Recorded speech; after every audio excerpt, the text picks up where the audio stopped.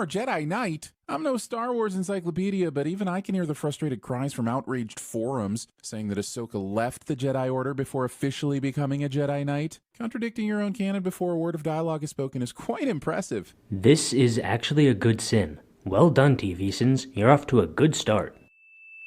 So Episode 3, Revenge of the Also. A secret map, you say? A secret map to find a powerful figure who hasn't been seen in years, you say? I don't know, everyone. Sure is awakening something familiar in me. Not in me. The Force Awakens doesn't exist. It's not a thing. That whole trilogy is just a nightmare that isn't actually real. Or canon. Fight me. These Republic uniforms tell me that the in-universe team that designs them is either hugely underpaid or hugely doesn't give a shit. Okay. And the sin is for what exactly? This is a pretty clear example of Discount Jeremy padding the sin count and runtime. I'm calling their bluff. Signal them to come aboard. If you don't think they're Jedi, why would you allow them on your ship? You have projector communication systems that let you see them. Use one of those. Letting them on your ship just opens you up to attack, or dare I say, a trap. He obviously wants to meet them face to face in order to get a better sense of who they are, which would be more difficult via hologram. Yes, it ends up being a mistake, but that's not a sin of the episode. People make mistakes all the time. Looks like we finally have an answer to why these helmets look so ridiculous. It appears to be the result of a budget-cutting one-size-fits-all situation. The Republic can't afford to make a helmet for every species, so they just picked the widest head and went with that. And how is that a sin? I mean, even if everything you just said is true, it still wouldn't necessarily be sinful. The Republic before the Empire was shown to be fairly lazy and corrupt, and they didn't really give a shit about little things like helmets. It's entirely possible that a similar line of thinking resulted in these helmets. Bad guys have already been found out, but even if they hadn't, their arrival method really didn't do them any favors. Not only do they arrive in what looks like an Imperial shuttle in a bad disguise, but they also disembark accompanied by a dramatic smoke machine to properly accentuate their evilness. What's the point of this sin? Yes, the audience is being visually told that these characters are villains, but the characters within the show don't know that. Discount Jeremy still doesn't understand dramatic irony. You're no Jedi. Just some overconfident Imperial trash who just pushed their luck too far. He's got some stiff competition, but this might be the worst captain in the Republic. He knew these two weren't who they said they were and still managed to get completely caught off guard. Did the Republic defeat the Empire and then immediately set all systems to complacent? Yes, the captain made a mistake because of his hubris. That's true. Yet again, though, I have to remind you that's not a mistake of the episode. Besides, it seems like you think he should have anticipated these guys being force sensitive, which is bullshit. Why wouldn't he let two people on board his ship? From his point of view, his men can easily overpower two measly people. Force sensitives are extremely rare at this point. Aelin, you are true to your word. And well paid for it, Lady Morgan. Wait, she seems familiar. Okay, back to the internet. Looks like she popped up in Mando Season 2? Wait, Season 2? How do you expect me to remember a character I last saw 3 whole years ago? This is one of those sins where Discount Jeremy complains about a connected universe being a connected universe. Look, if you don't want to consume all the media, or if you're simply not invested enough to remember it, that's fine. But you also don't get to complain about not understanding things if you aren't willing to consume the available media.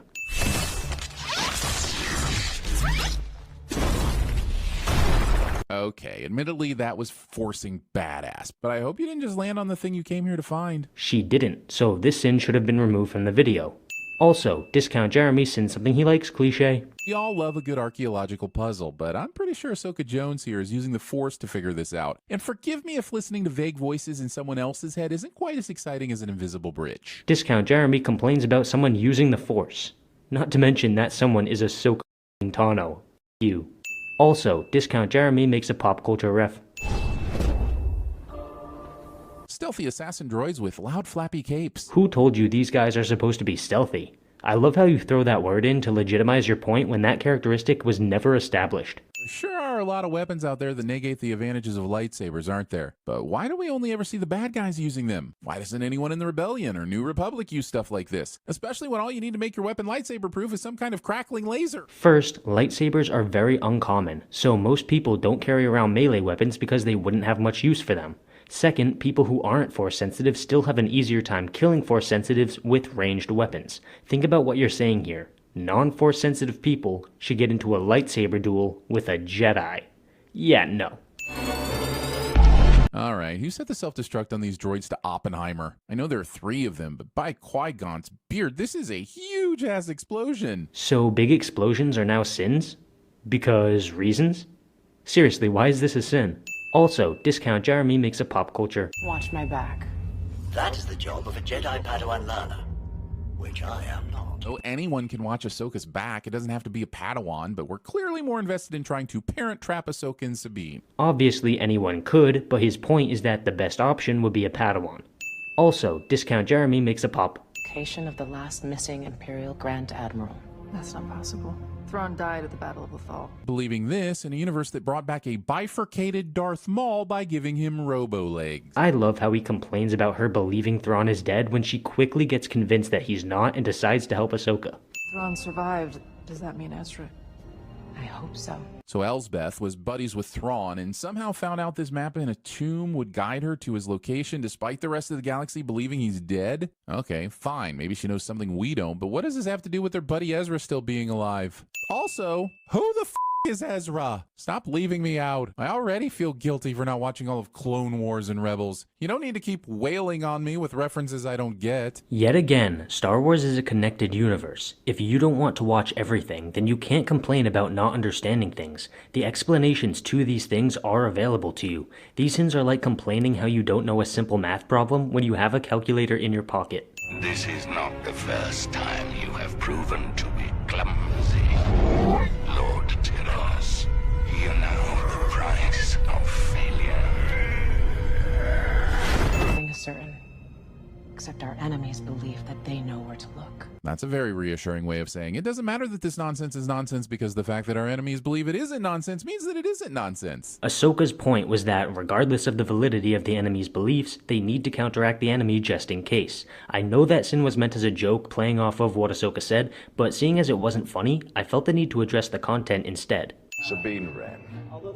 Find her, now. Hero is too cool for your hero worship and would rather be off racing something at dangerous speeds instead of being celebrated as a hero. Cliche. That's not a cliche. Also, this is a long-ass, completely trafficless highway. Did the whole world know she needed some free road to be mopey on her moped? Most people are at the celebration. Did you forget about that already? Come on, dude. Showing us the entirety of this giraffe-spotted, flamingo-legged cat thing's dinner routine. Pointing things out on the screen.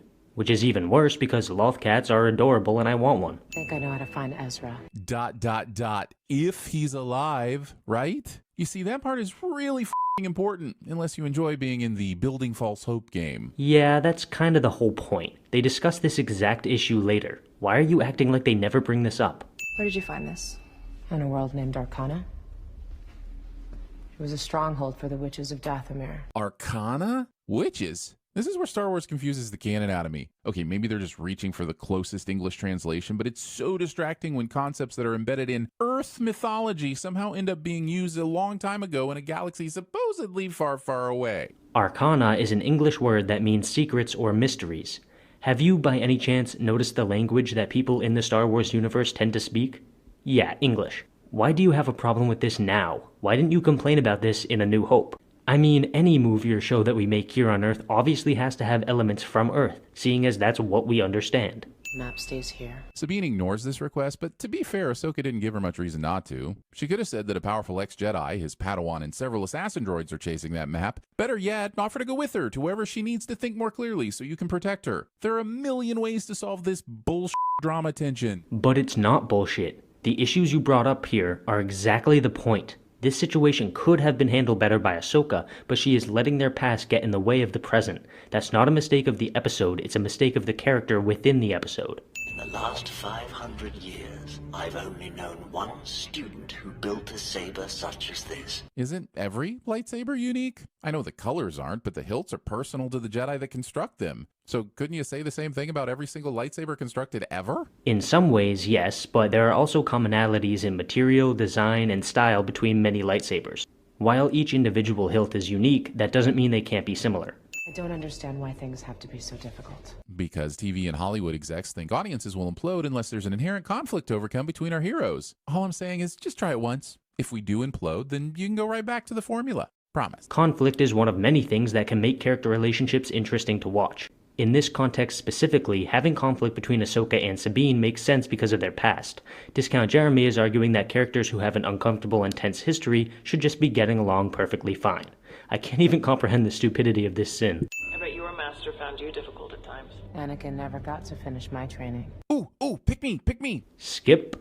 Sometimes even the right reasons have the wrong consequences. No, consequences aren't wrong or right. Consequences are consequences. Now, your actions may have unintended consequences, but that's just called owning your shit, Ahsoka. She obviously meant consequences that will negatively affect the greater good. How is this so difficult for you to understand? Give all the sins back if this thing suddenly stabbed her and summoned a slurry of demons from hell. And don't act like sudden Hellraiser would make any less sense than a cult of witches, okay? Discount Jeremy makes a... This is it. Let's talk about this map. An order of witches from thousands of years ago made a map of the galaxy, hid it in a ball, turned that ball into a Rubik's sphere, buried that ball in a hole, put the answer to the puzzle on the floor above that hole, and then built a temple around that, all for why? I mean, clearly they want to hide it from certain people, but the fact that they went to all this effort and Ahsoka and Sabine managed to figure it all out in a day or two shows the witches managed to try far too hard and not nearly hard enough. Of course, we know absolutely nothing about the witches at hand, so all of this is based on knowledge that doesn't exist. Also, if this thing was buried thousands of years ago, how can it know who Thrawn is? Look, that's such a glaring error that I'm sure we'll get answers as the series progresses, but I have a funny feeling it basically comes down to the Force did it. And if I'm wrong, I'll write and perform an apology song to the tune of the Star Wars theme while juggling lightsabers. And why would you have an issue with the show saying the Force did it? The Force is magic. It can do stuff like that. This has been the case since the very first movie. The show isn't trying to ground itself in our reality at all. It has a reality of its own. Also, complaining about the Force. We have a problem. A problem that Ahsoka predicted would happen and yet decided to stay parked out in the boonies instead of immediately finding out where Sabine lives and making sure she's safe. Ahsoka, unlike you, knows that Sabine is a flight risk. I mean, she literally ran away from Ahsoka earlier in this very episode. Do you not think it's a possibility for that to happen again if Ahsoka brought her ship closer to Sabine? If only you had some kind of 500-year-old armor made of a metal that lightsabers can't cut, and weapons you were infinitely more familiar with than lightsabers. Man, if only. Discount Jeremy is pretending that Sabine had enough time for an outfit change. Look, I know professional models and singers can do that shit in seconds, but I don't think putting on Mandalorian armor is as easy or quick as changing into a new dress. Oh, wow, killing off a main character in the first episode. Gutsy, or at least that's what I'd be thinking if I hadn't already seen both Kylo and the third sister get run through with a lightsaber and survive. Qui-Gon's Force Ghost is gonna be pissed if yet another person survives a lightsaber stabbing. Yep, I agree with this. I'm not even saying that they should have killed Sabine here, just that she shouldn't have gotten stabbed if they didn't want her to die. Lightsabers are basically becoming wiffle ball bats, and I hate it.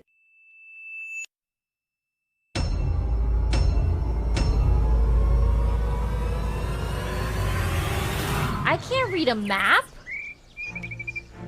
Where am I? I can't how do I read a map? I don't know where I'm at. There's no button that says this is where I'm at.